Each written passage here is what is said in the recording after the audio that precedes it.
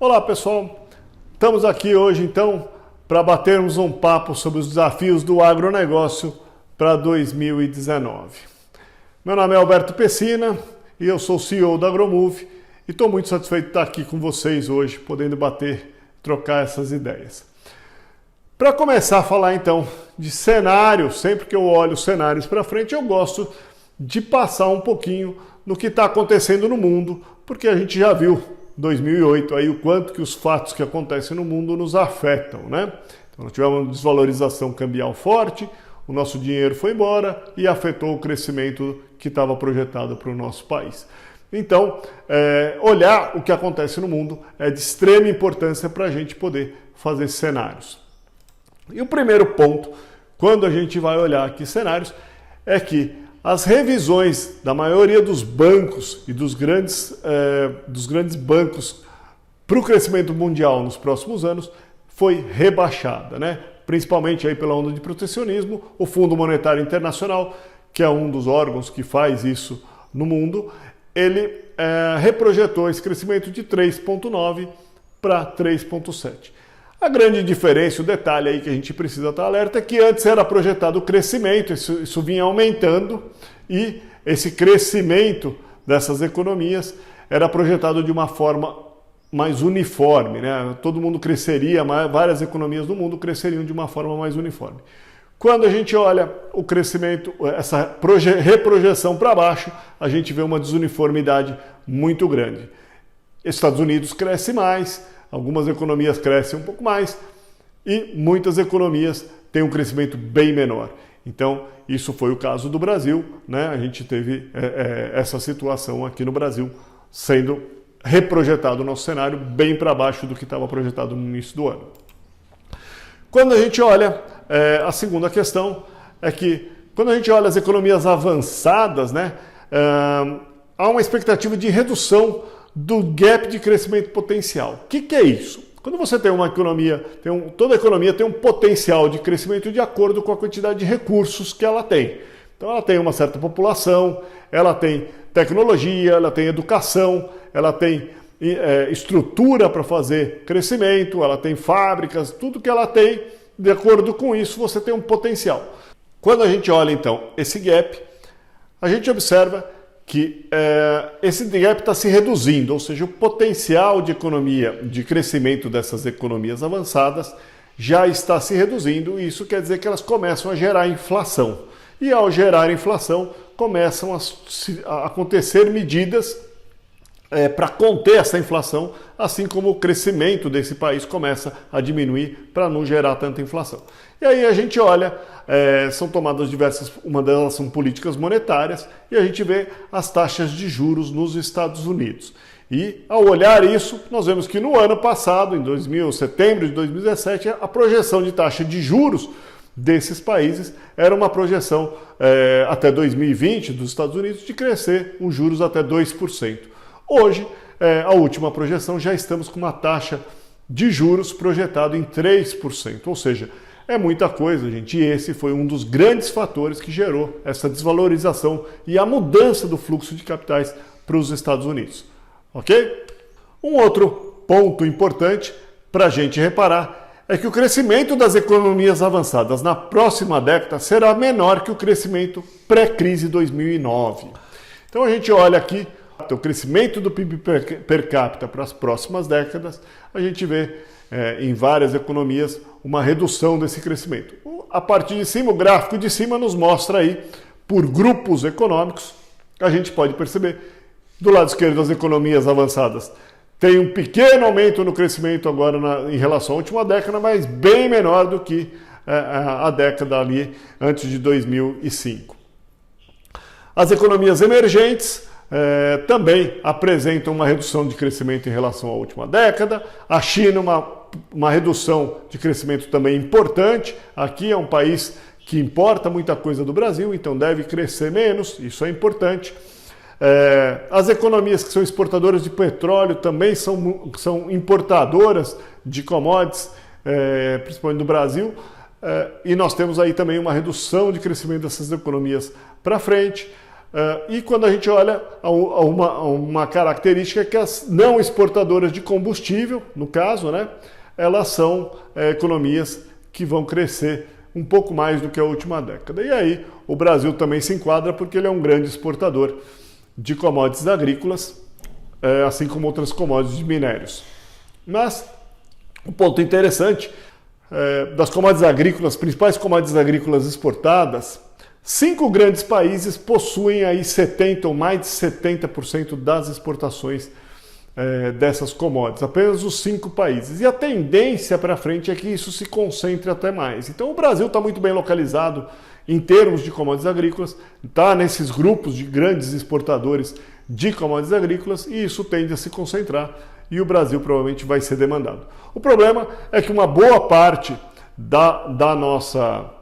dos nossos commodities também são consumidas no mercado interno. Então, um não crescimento do mercado interno, ficar sujeito apenas à exportação, ao benefício da exportação, não nos leva a uma grande demanda pela nossa commodity e isso às vezes não sobe tanto o preço quanto a gente gostaria de ver.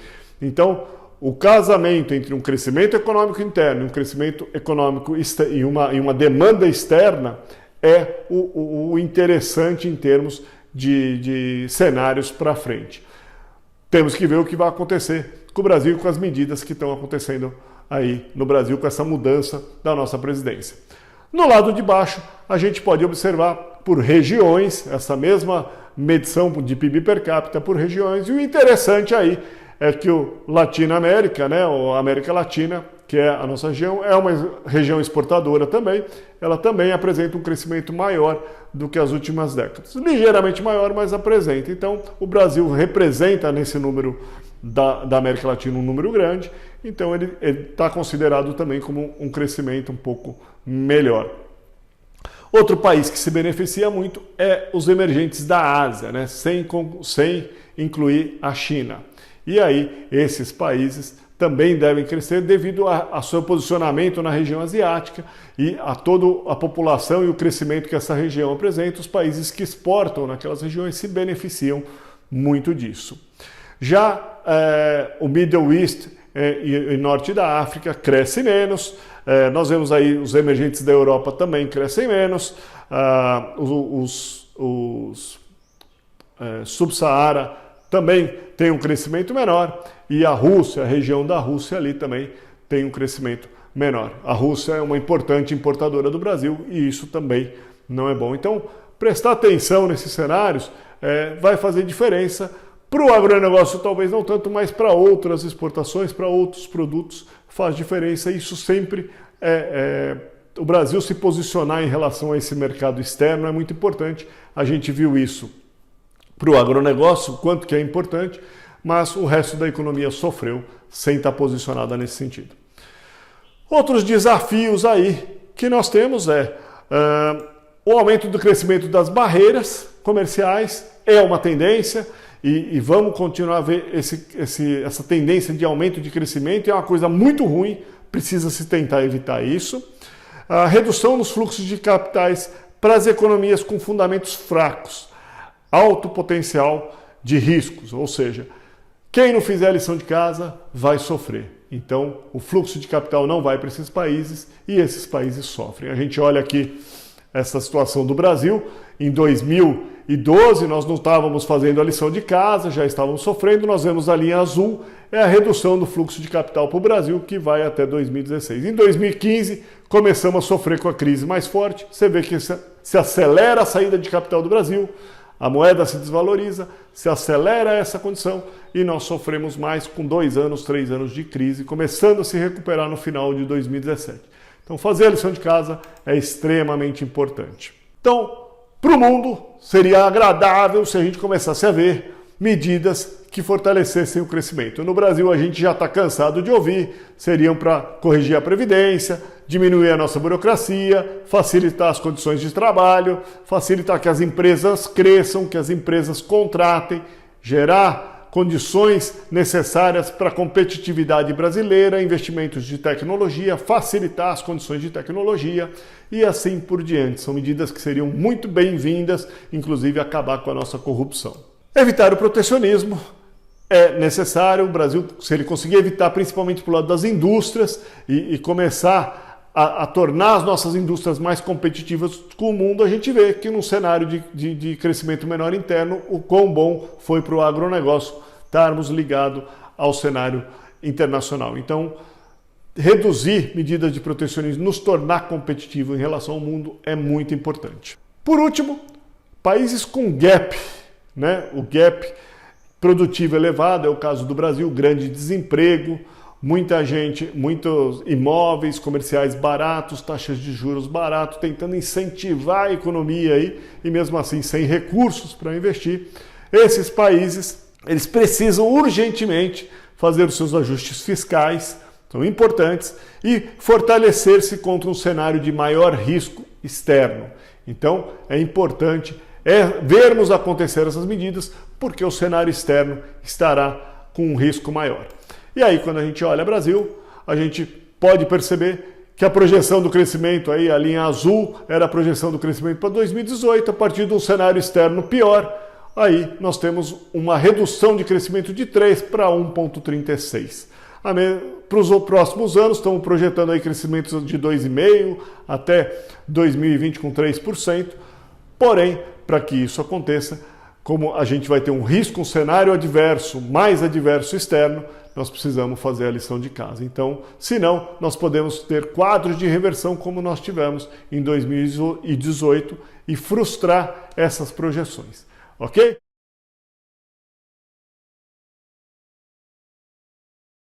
Agora eu quero falar só um minutinho com aquelas pessoas que realmente estão com um objetivo aqui de elevar o seu nível de resultados para um novo patamar, né? Um novo nível de gestão. Aquelas pessoas que têm dificuldade em encontrar o seu melhor momento para comercializar os seus produtos, né? Tanto na venda do seu boi, milho, soja, aquela dúvida que a gente tem dos seus bezerros, quando é que está bom para vender, realmente está no pico de mercado, ou que tem dúvidas na hora de comprar, né? O momento adequado para estar fazendo essas compras. Então eu quero bater um papo com essas pessoas e como eu, pessoalmente, estou me comprometendo com vocês a ajudar a mudar esse nível de gestão, a mudar a forma como a gente pensa isso, os conhecimentos e as análises que a gente pode fazer por trás disso e melhorar esse nível de gestão. Então eu quero dividir com vocês um produto nosso, que a gente já divide isso com vários clientes, com diversos clientes que já utilizam e estão se beneficiando dessa solução comercial.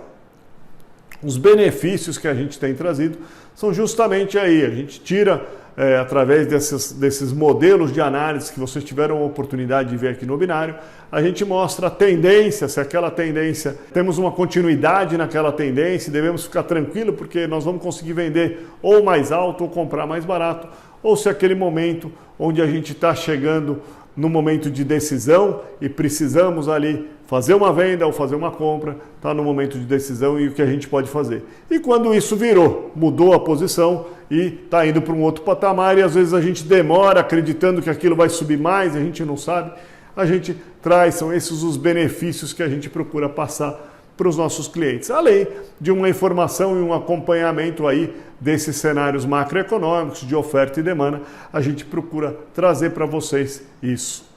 Os resultados das pessoas que têm trabalhado com a gente são extremamente superiores àquelas pessoas que não têm nenhum planejamento comercial, né? Simplesmente operam e correm atrás para sair para pagar fogo, estou precisando comprar, então eu vou buscar o produto, estou precisando vender porque eu preciso fazer receita e eu vou vender o meu produto sem um planejamento comercial, né?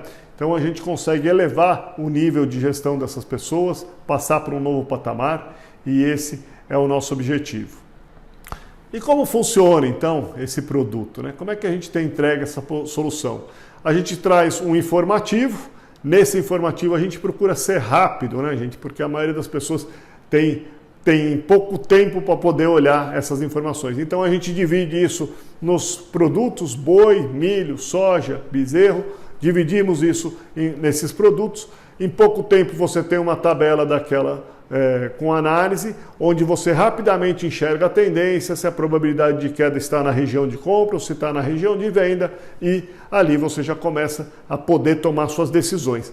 Além disso, a gente traz para vocês Junto com esse pacote, a gente traz alguns vídeos comentando essas situações importantes. Então, onde a gente percebe algum comentário que precisa ser feito, a gente traz isso em forma de vídeo, comentamos cenários também para vocês e trazemos ainda de bônus para todo mundo. A gente entrega 10 vídeos para vocês, onde você aprende a analisar mercado, o que é necessário, o que é uma cadeia, como é que ela funciona, uma cadeia da pecuária, por exemplo, como é que ela funciona e o que está envolvido em tudo isso e como você deve olhar análises de oferta, demanda e, no final, a sua decisão, como é que você consegue tomar. Então a gente tem um vídeo, uma plataforma, 10 vídeos treinando isso para que você possa tomar melhor essa decisão. A forma de pagamento disso era uma assinatura mensal, a gente tem um esquema de recorrência, né, que a gente chama, você assina isso mensalmente, da mesma forma que você assina uma revista, ou assina o seu Sem Parar em casa, ou assina a sua Netflix. A gente tem uma assinatura, você entra, você paga isso mensalmente e você recebe esses boletins. Então, a partir disso, você entra na plataforma lá você já vai receber um tutorial de como usar ela e utilizar os vídeos ou acessar os informativos semanais para você poder tomar suas decisões semanais. O valor da assinatura é de R$ 249 por mês. E aí as pessoas às vezes me perguntam, poxa, mas é muito barato isso aí para o benefício que a gente tem. Eu acho também, às vezes eu falo, poxa, realmente é barato. Eu já vi alguns colegas com uma carga de boi pagaram mais do que o relatório no ar e sobrou dinheiro com as outras cargas, já pagaram tudo. E tem gente que realmente toma decisões ali com volumes de animais muito grandes e tem benefícios de 100, 200, 1 milhão de reais de benefício. Quem tem aí 3 mil, 4 mil cabeças já chegou a tomar benefícios de mais de 1 milhão de reais, simplesmente por tomar a decisão na hora certa. E aí o que eu falo para vocês é que, da mesma forma que eu já atuei em associação, buscando ajudar a instituição de classe, né, buscando soluções para o setor, eu vejo tanta gente com dúvida nisso, tanta dificuldade para tomar essas decisões, e a gente busca realmente democratizar, ajudar as pessoas a tomar decisões melhores, a ter benefício, a ser lucrativo, e aí eu tenho certeza que isso se transforma numa bola de neve, onde todo mundo acaba ficando contente e se satisfazendo com os seus negócios, né? Então, esse é o nosso objetivo. Eu fico muito contente de poder já ajudar todas essas pessoas que a gente ajudou a tomar decisões, e realmente é muito satisfatório. Para você seguir então esse passo e mudar realmente o seu nível de gestão, basta você acessar aí, tem o link para você acessar o site, né? Você se cadastra ali, fazendo a inscrição você já vai automaticamente para a nossa plataforma, fazendo a inscrição ela já te abre, você já vai ter acesso aos relatórios, tudo muito prático, rápido, e espero que você realmente venha fazer parte do nosso time. É um convite, fico muito contente se você fizer parte disso com a gente.